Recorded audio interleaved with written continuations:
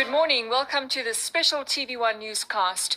White South Africans are flocking to the polls today in one of the country's most historic referendums, a referendum which will decide the future of South Africa. We have reports on the latest developments at some of the polling stations. In 1992, a voting referendum was held in South Africa for white South Africans to determine whether they want to continue the system of apartheid or whether to stop it.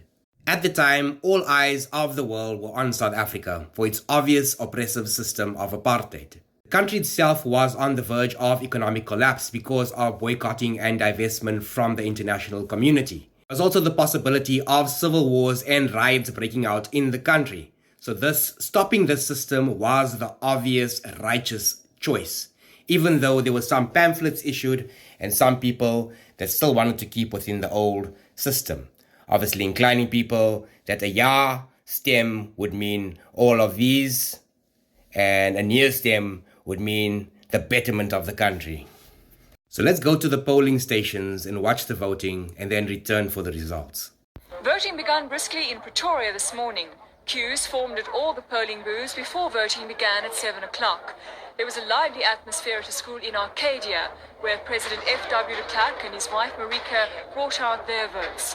A smiling Mr. de Klerk told the horde of international newsmen that he was optimistic about the result. Reg is ja. Is hy optimisties, meneer de Klerk? Ek is optimisties. Ek dink dit sal goed gaan. Hier is wonderlike entoesiasme en ons kry terugvoering dat die mense vinnig stem, flink stem en entoesiasties stem. In Nelstroom, where the leader of the Conservative Party, Dr. Andries Trelicht, cast his vote, some people even brought their children along to witness the historic referendum. Dr. Trelicht said he was confident of winning the ballot. I feel very good. I'm prepared for any result, especially to win.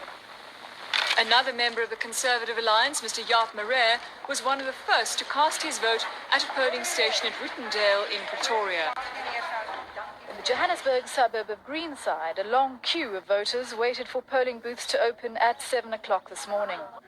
Waiting patiently in the queue was DP leader Zak de Beer, who was accompanied by his wife Mona.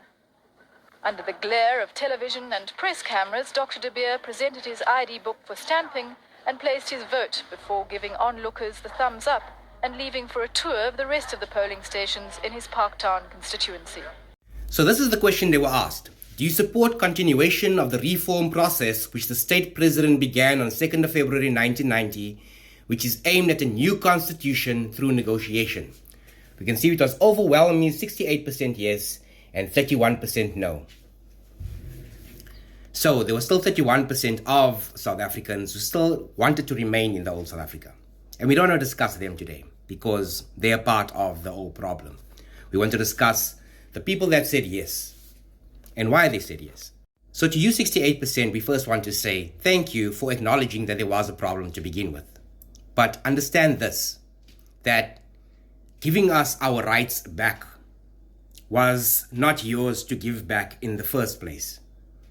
Our rights was our rights, and we were going to take those rights back regardless.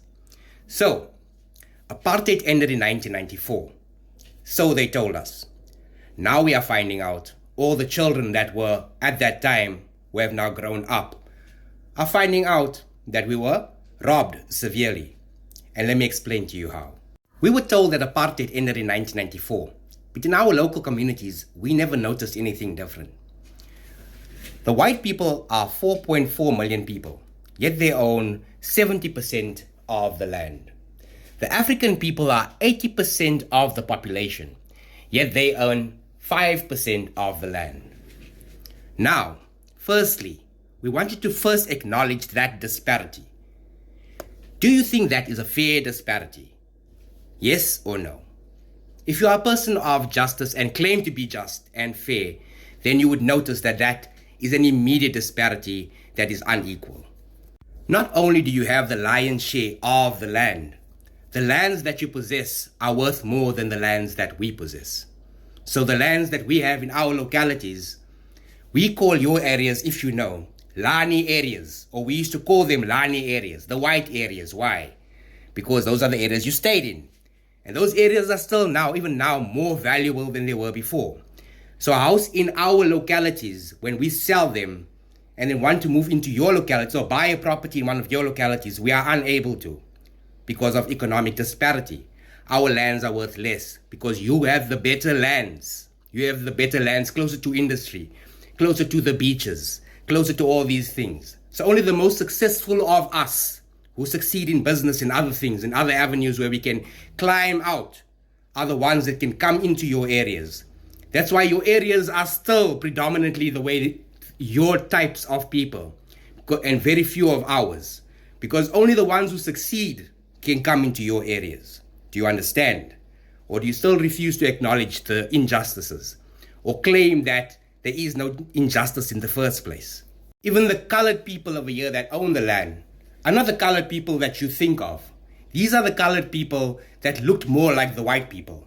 The colored people with the green and blue eyes, the ones that were more fair-skinned, the ones that were not like us.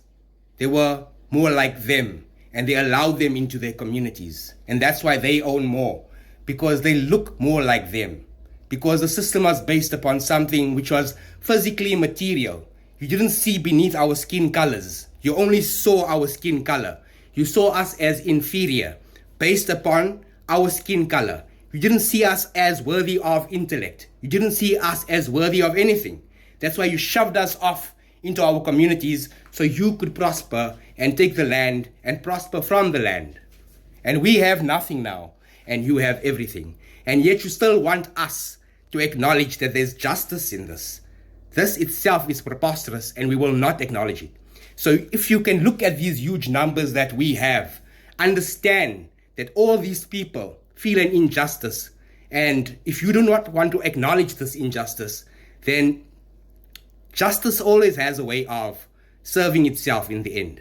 So you can either step on the side of justice or stay on the side that you are on now and fight for injustice. The choice is ultimately up to you. You make it. Cheers.